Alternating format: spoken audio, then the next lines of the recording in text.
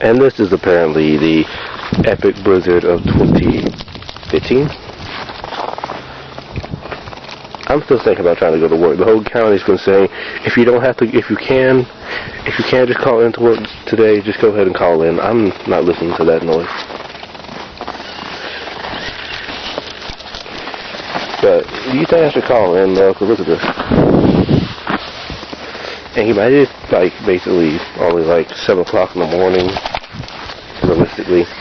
And I'm debating whether or not to go ahead and try to make it.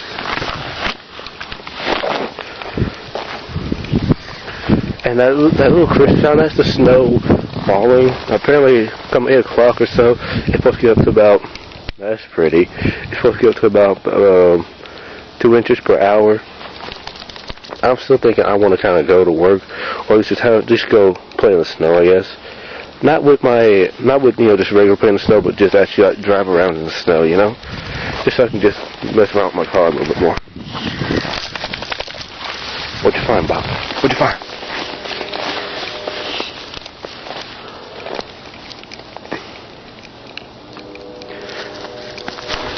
What the hell?